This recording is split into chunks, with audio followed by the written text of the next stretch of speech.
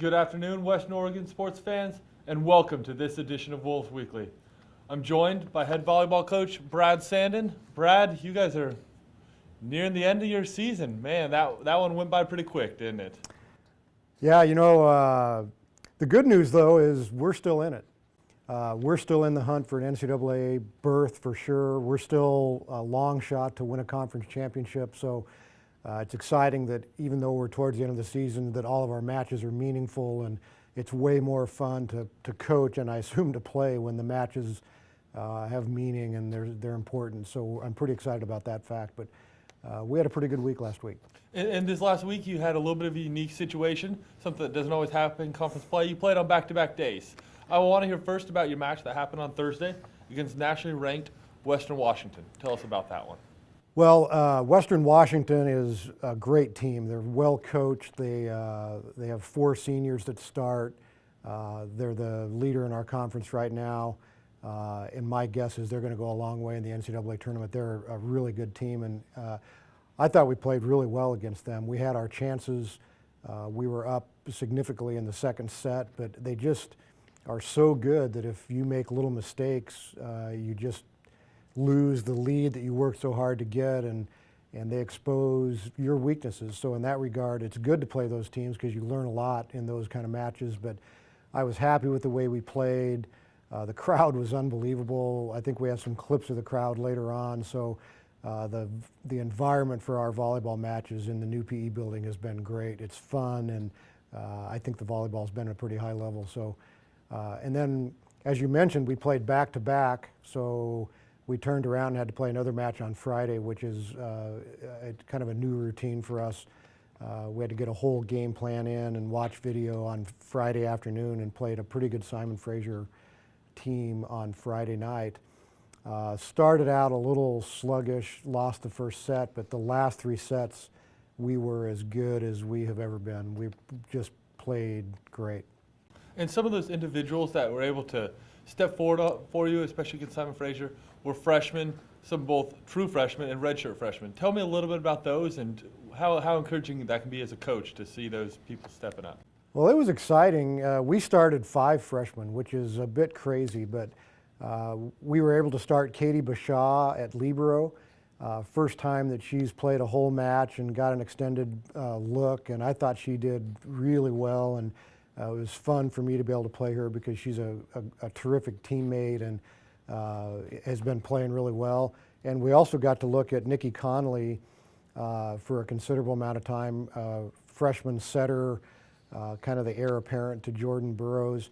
And we actually have a clip of Nikki Connolly serving ace here. So it was fun to see her get in the match. And I mentioned Jordan Burroughs. She's had a great year.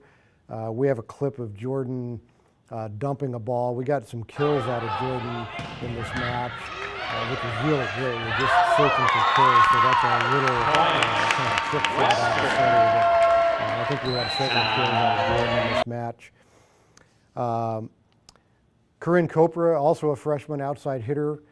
She played great, and she's getting better and better, and she's going to be a terrific volleyball player. We have 2 shots of her killing the ball from the outside, cross-court kill there, and there's a cross-court kill after this play on a transition play. Right here, Corinne getting off the net and making herself available and swinging for a kill cross-court. As I said, Corinne is just really getting good. Samantha Ward continues to improve. She had a really good match. She was our leading kill person in the Simon Fraser match. Here's a big swing for a point from Samantha. And in this next clip, this is really hard to do. She goes up for a block in the middle and is able to come down, orient herself, make herself available, and get a swing on transition for us. So she's just getting better and better on the outside, and we're obviously very happy to see that. Chrissy Kemper continues to be one of the conference leaders in attack efficiency. She's one of the best hitters in the league. There she is hitting the middle off of a set from Nikki Connolly. And I mentioned the crowd. We have a couple shots of the crowd. It's been so fun in that building. This group of guys is generating energy, and the students came, and Thursday night was the first ever athletes supporting athletes match. We had a whole bunch of student athletes there supporting our own student athletes, and then Friday night we had another good crowd. So I'm just so happy, and I just want to thank everybody for coming out and supporting our team. And you talked about a little bit here how every game is still important. You're still in the hunt for, as you put it, maybe a long shot for the conference title, but you're still right there in it. You guys are sitting in fourth place, half a match back of Alaska Anchorage. So tell me just a little bit about the conference and how, what you got to do to focus and what you got to do to finish as high as you can in the conference standings. Yeah, we kind of recently reassessed our goals, and our team goal right now is to finish third in our conference. If we finish third, I think our chances of going to the NCAA tournament are very good. Right now we're in fourth. We're a half a game behind Anchorage. We have a win over Anchorage, so we have a little bit of an advantage there. But we have to go up to Anchorage and play them in the last match of the year. But for us to finish third, we have to beat the teams that we need to beat. So we have to beat Montana Billings. We have to beat St. Martin's. We have to beat Fairbanks. We have to beat Northwest Nazarene. Then the really important match is at home against Central Washington. We're in essence tied with Central Washington right now for fourth place. And then the wild cards are Seattle Pacific, who we play next week in Seattle, nationally ranked 13th. We have a chance to knock those guys off. Obviously, if we beat them, our chances for the NCAA tournament skyrocket.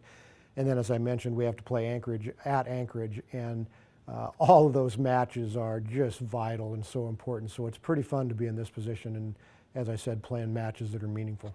And it's going to be pretty tough this next week. You go on the road, always a challenge to go on the road. You start off by traveling. I heard it's a very interesting travel, but over there to Billings in Montana. And then you come back to face, on Saturday, you come back to face number 13, Seattle Pacific. And me, just a personal interest in my level, I've always kind of wondered if you have two matches to go on the road and you have, in theory, a tougher opponent. As a coach, which way do you like to face it? Do you like to face the tougher opponent on Thursday or on Saturday? How do you like to do that? Yeah, it's in my view, I would much rather play the tougher of the opponents first because you have a longer time to prepare for that first opponent. In other words, we play on Thursday, so we have Monday, Tuesday, Wednesday, and part of Thursday to prepare for the Thursday opponent. We can watch film, we can work on in practice what we need to work on. The second opponent really only have one day. You have Friday, and Friday's a travel day, so it's hard to get the game plan in that short period. I guess the benefit this time is, Billings is really the team that we have to win. That's really kind of the more important of the matches. If we happen to lose to one of the Billings or one of those teams, our season is pretty much over. So maybe in this case it worked out for us, but it's just an awkward trip. It's very difficult to get to Billings. We have to leave Wednesday morning. Our players miss 3 days of school. We have to fly all the way to Salt Lake to get back to Billings.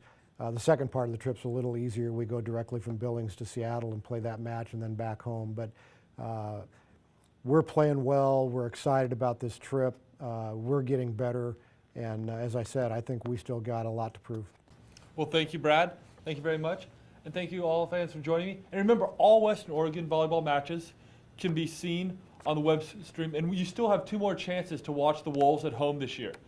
We never like looking ahead with the coach. I understand that. But next week, we still have a match at home on Thursday, October 28th against NNU. And the final chance to watch the Wolves will be on senior night, October 30th against Central Washington in that very key match right there. So, Brad, I want to say thank you for joining me today, and I hope everybody out here has a chance to support the Wolves, both by coming out to a match as well as following them on the internet and on WOUWolves.com.